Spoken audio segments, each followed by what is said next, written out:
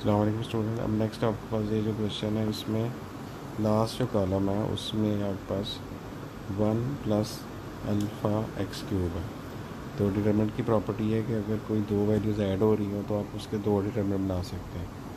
यानी कि फ़र्स्ट और सेकंड कॉलम वही रहेगा, थर्ड वाले में एक टर्म चली जाएगी और दूसरी टर्म दूसरे डिटरमिनेंट में चली जाएगी। प्लस हो रही थी तो दरमियान में आपने प्लस लिखना, यानी कि दो टर्म्स है ना, तो एक टर्म आप एक डिटरमिनेंट में लिखें, दूसरी टर्म आप दूसरे डिटरमिनेंट में लिख लें। और नेक्स्ट अगर आप कॉलम्स को इंटरचेंज करते हैं तो बाहर माइनस का साइन आ जाता है डिटरमिनेंट में, यानी कि हम कॉलम 1 को कॉलम 3 के साथ अगर रिप्लेस करते हैं, यानी कॉलम 1 की जगह कॉलम 3 लिख लेते हैं, तो बाहर आपने -1 लिखना है। इसी तरह ये जो दूसरा डिटरमिनेंट है उसमें आपने x को कॉमन लिया है R1 से, y को R2 से और z को R3 से, तो वो कॉमन लिखा है तो वो कॉमन बाहर आ जाएगा। कभी अल्फ़ा भी कॉमन आ सकता है C3 से, तो उसको भी कॉमन ले लिया। अब इस तरह ये दोनों डिटरमिनेंट सेम हो गए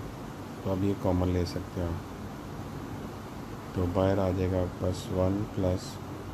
अल्फ़ा एक्स वाई और z, यानी कि पहले हमने दो डिटरमिनेंट बनाए, फिर इनको सेम किया और फिर इनको कॉमन ले लिया।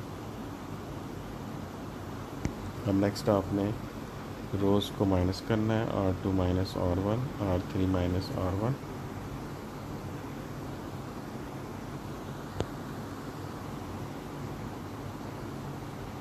उससे फिर आपके पास ये एलिमेंट जब R2 माइनस R1 करेंगे तो R3 माइनस R1, तो ये दोनों एलिमेंट ज़ीरो हो जाएंगे। अब इसको आप कॉलम 1 से एक्सपेंड अगर करते हैं तो फर्स्ट रो और फर्स्ट कॉलम छोड़ दें, बाकी वैल्यूज़ को क्रॉस मल्टीप्लाई करें, तो y माइनस एक्स जो है वो Z square minus x square से मल्टीप्लाई हो जाएगी, और इसी तरह दूसरी दो वैल्यूज़ z माइनस एक्स जो है y square minus x square के साथ।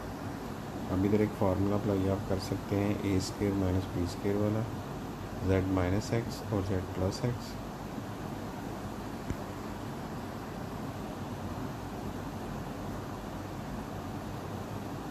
तो y माइनस एक्स और z माइनस एक्स कॉमन, तो अंदर आपके पास वैल्यू रह जाती है z plus x minus y plus x, तो x और x आपके पास इसमें कैंसिल हो जाते हैं, तो अंदर सिर्फ वैल्यू रह जाती है z माइनस वाई।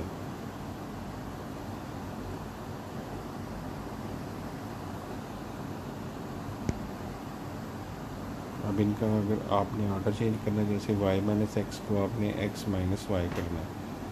तो उसमें जो है वो माइनस हम कॉमन लेते हैं,